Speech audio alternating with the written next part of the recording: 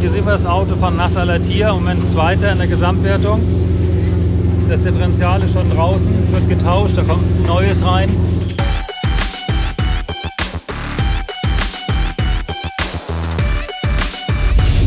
Tag 7 der Dakar 2020, der Ruhetag. Was ist der Ruhetag? Der Name ist eigentlich ziemlich irreführend. Ruhe haben die Motoren, obwohl auch die laufen, und die Fahrer, die Aktiven am Vormittag. Am Nachmittag geht es schon wieder weiter. Die Co-Piloten bekommen die Rotbox gegen 14:30 Uhr und die Fahrer haben ab Mittag Pressetermine, Interviews und solche Sachen zu tun. Und die Mechaniker nutzen die Zeit, um die Motorräder, die Autos, die Quads, die Side-by-Sides, die LKWs wieder auf Vordermann zu bringen. Das heißt, es werden ganz viele Teile planmäßig ausgetauscht. Also in den Top-Teams haben die meisten Bauteile des Autos, Getriebe, Differential, Antriebswellen, haben Laufzeiten. Also man weiß, wann man regulär diese Teile wechselt. Ungefähr, kann man sagen, nach 2/3 ihrer Lebensdauer werden die Teile gewechselt. Spätestens manche Teile auch nach der Hälfte. Dann werden sie revidiert und wieder in Ordnung gebracht. Und dann gibt es natürlich noch die Schäden, die passieren beim Fahren. Das sind die unplanmäßigen Sachen, die kaputt gehen, die repariert werden müssen. Hier sehen wir ein paar Protektoren, Schutzteile, Kevlar Carbon. Auch die werden neu gemacht. Wahrscheinlich sind die ein bisschen mitgenommen worden vom Rennen. Neue Antriebswelle für vorne. Und was auch interessant ist, die Fahrer, hier haben wir ihn, den Nasser, schrauben ein bisschen mit. Das ist weniger, weil es wirklich hilft. Es ist mehr für die Moral und man ist ein Team. Ja, wie schon mal gesagt, haben wir hier leider in den Biwaks keine Weber-Werke Hebebühnen. Man hilft sich mit Stands. Man kann den großes Material nicht transportieren. Es muss alles einfach sein, simpel sein, flexibel sein und im Dreck funktionieren. Und dann wird auch improvisiert. Und dann wird halt mit dem Wagenheber das Differential vorne reingehoben. Ja, toll zu sehen, gute Stimmung. Nicht zuletzt, weil es auch sehr gut im Rennen läuft. Und Nasser ist eben auch einfach gut drauf. Er ist bei den Jungs, nimmt Anteil an der Arbeit, unterstützt alle. Also echt super. Jeffrey, how are you doing? Good and you? Yeah? Could be worse. Yeah. A-arms, wishbones, uprights, everything new. Radträger, alles wird neu gemacht, es wird nichts dem Zufall überlassen. Man wird sicher gehen, dass das Auto für die zweite Woche wieder wie neu dasteht. Rein theoretisch darf man auch alles wechseln, bis auf Motor und Rahmen. Die beiden Sachen dürfen nicht gemacht werden. Beides darf auch repariert werden, aber da müssen die technischen Kommissare benachrichtigt werden vorher. Hier läuft der Motor. Ich wüsste ja mal gern warum. Wahrscheinlich haben sie Öl gemacht, Filter. Glaube ich, Louis hinterher. Louis, Karschi, mit dem Besen weg. Hey Louis, how are you doing? All Morning. All good? Yeah. Why the engine is running? We are checking the level of the oil. We need a warm engine for that. Yeah, and also the water. Okay. Check if it's on the level. Unser Toyota Hilux hat einen Toyota 8-Zylinder mit 5 Liter Hubraum drin, der im Serienfahrzeug ungefähr 550 PS hat.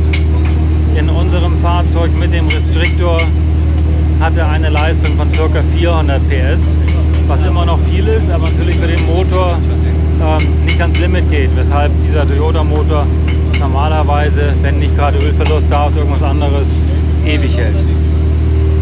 Die Autos haben ein Mindestgewicht. In der 4x4-Klasse ist das ungefähr 1865 Kilo.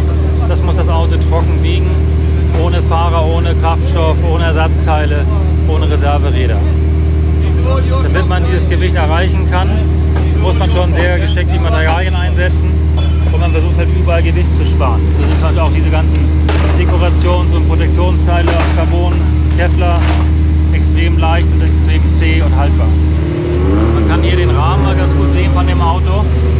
Es handelt sich also nicht um einen normalen Hilux, den man beim Toyota-Händler kaufen kann, sondern es ist ein Chassis, ein Rahmen, der für den Rennsport gebaut ist, ein Gitterrohrrahmen, wie beim Motorrad, und in diesen Rahmen ist dann ein Toyota-Motor reingehängt und Anbauteile und Getriebe und Differentiale, alles extrem haltbar, leistungsfähig und für den Motorsport gemacht.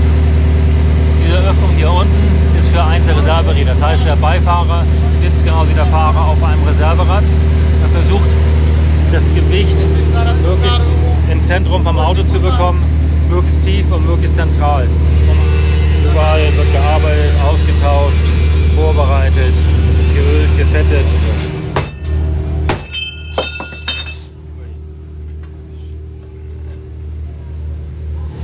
Antriebswellen werden wieder zusammengesetzt. What's up you're doing there? Saving weight. Saving weight. Ich versuche mal in den Truck reinzukommen und mal zu schauen, was Rocco da macht. Wenn ich Glück habe, darf ich filmen.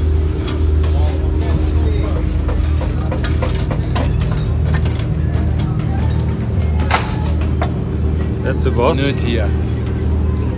It's not hope. Ja.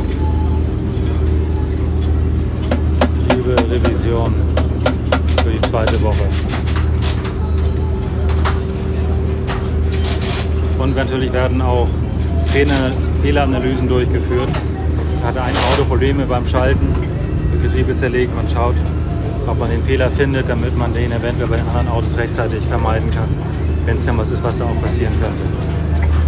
Die Dämpfer und Federbeine werden auch alle rausgenommen, werden ersetzt und revidiert für die zweite Woche. Das heißt, man hat einen zweiten Satz für jedes Auto und die drin waren, werden dann nach und nach durchgecheckt. Es wird Öl gewechselt, dicht und neu gemacht, damit man sie als Ersatz für die zweite Woche auch noch benutzen kann. Hier sehen wir nochmal die hintere Aufhängung vom Toyota. Nochmal fürs Reglement. Laut Reglement dürfen die Allradfahrzeuge maximal 280 mm, also 28 cm Federweg haben. Die Buggies sind unlimited, die dürfen so viel Federweg haben, wie sie möchten. Technisch möglich ist ungefähr 1 Meter. Aber die Buggies, die Mini-Buggies zum Beispiel, fahren mit knapp 50 cm Federweg. Die Peugeot ist ähnlich.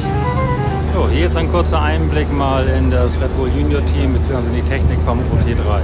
Hier liegt natürlich genau das gleiche an wie bei allen anderen Teams. Die Teile werden planmäßig getauscht, man checkt nach Fehlern, die noch passiert sind oder was noch kaputt gegangen ist, das zusätzlich getauscht wird. Wichtig ist, dass das Auto morgen wieder wie neu dasteht. So, hier sehen wir den OT3. Der OT3 ist eine Konstruktion, eine Rennwagenkonstruktion, speziell nach Reglement T3, 4 Reglement, speziell für dieses Rennen. Das heißt, es gibt kein Serienfahrzeug dazu, es gibt nur dieses Rennfahrzeug. Ähnlich wie ein Peugeot Buggy oder Mini Buggy, speziell gebaut nur für diesen Event. Hier haben wir ein kleineres französisches Team. So klein sind die auch nicht, wenn man sich genauer anschaut. 4 Autos stehen hier. Das sind Standard-Can-Ams, die modifiziert worden sind für diesen Renneinsatz. Also eine ganze Ecke simpler als die Fahrzeuge von OT3, also von Red Bull Junior Team, oder auch als die Fahrzeuge vom offiziellen Can-Am Team, die wir uns auch noch anschauen werden.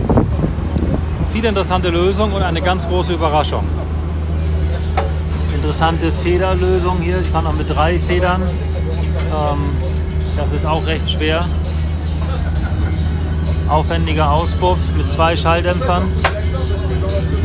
Da muss man nicht viel rechnen können, um zu merken, dass das mit Sicherheit schwerer ist, als es sein muss. Und aufwendiger, ob sich das lohnt? Fragezeichen. Aber man muss es den Jungs lassen, das sieht echt cool aus. Haben sie toll gemacht. Aber allein hier vorne, die Front, wenn ich mir die anschaue, ist ja wie eine Hauswand im Vergleich zu anderen. Wie soll dieses Fahrzeug mit so wenig Leistung, wir sind ja alle sehr begrenzt, einen gescheiten Topspeed erreichen? Das ist doch eigentlich, kann gar nicht möglich sein, würde ich sagen. I love this truck. Fuck, it's nice. Ah. Nice camper, nice room, great look.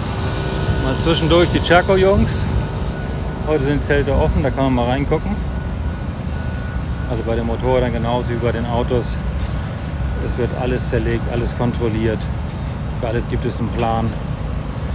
Auch Sherco hat gewaltig aufgerüstet. Ist super gut mit dabei. Aber trotzdem ein Step hinter KTM und Honda. Die Herangehensweise an dieses Rennen ist natürlich überall ganz unterschiedlich.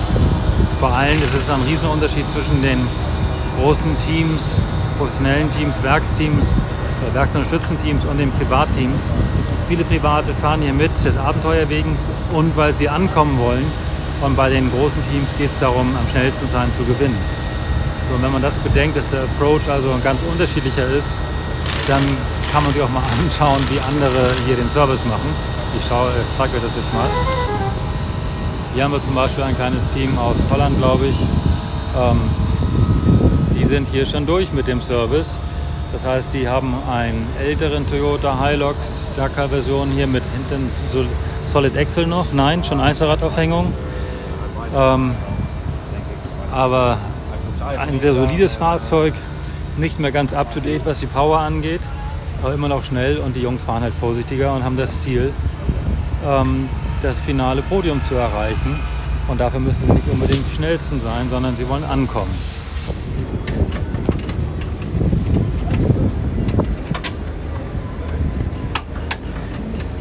Und auch hier planmäßige Check und wieder Instandsetzung von vorhandenen Teilen. SADEF-Getriebe. SADEF ist ein sehr bekannter Motorsport-Zulieferer. Das Getriebe überhaupt, die meisten Fahrzeuge hier haben SADEF-Getriebe drin. Ein schönes Getriebepuzzle dahin.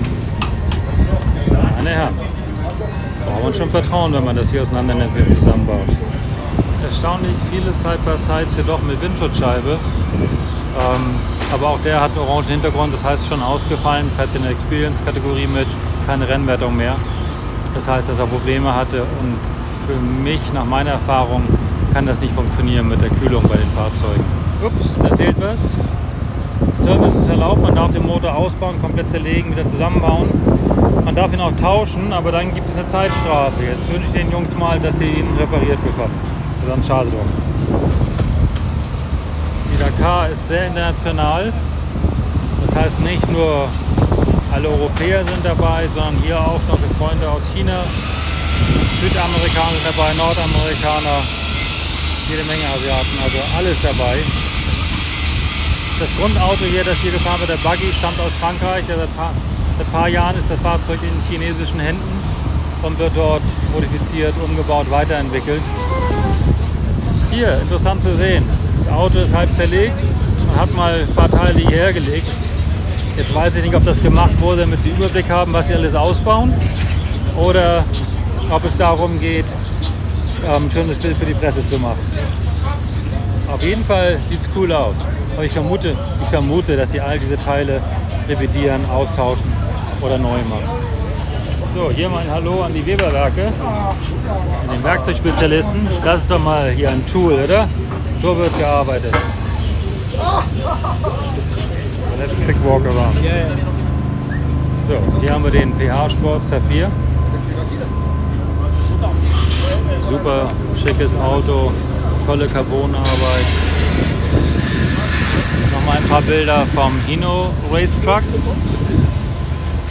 Was das Reglement angeht, kenne ich mich bei den Trucks nicht so gut aus. Ich kann nur sagen, dass diese Monster verdammt schnell sind.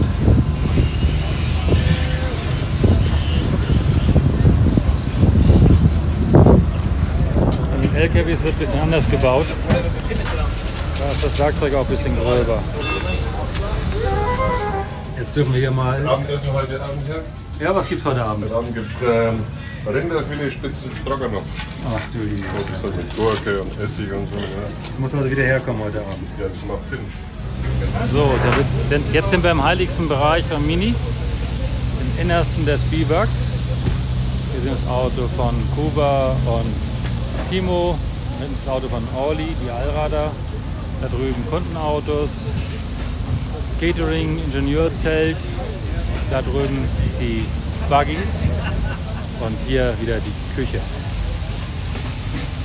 Mit Buffet, heute gibt es Burger und Raviolis. Das sieht verdammt gut aus. Jetzt muss ich noch sehen, dass ich eine Einladung kriege. Und noch viel besser, ein Red Bull. Gibt es was Besseres? Ich glaube nicht. Also auch bei KTM weiß man, es sich gut gehen zu lassen am Ruhetag. KTM, Red Bull, großes Barbecue hier. Einmal kurz Normalität, bevor es dann wieder losgeht in die Wüste morgen. So, wir sind jetzt bei Yazid's Haus. Ein schöner Eingangsbereich. Ein bisschen Platz, Stil. Mal gucken, was uns erwartet. Also, lässt sich aushalten. So, hier sind wir beim Mittagessen. Hallo, hallo, hallo. Hallo, hallo. Hallo, hallo.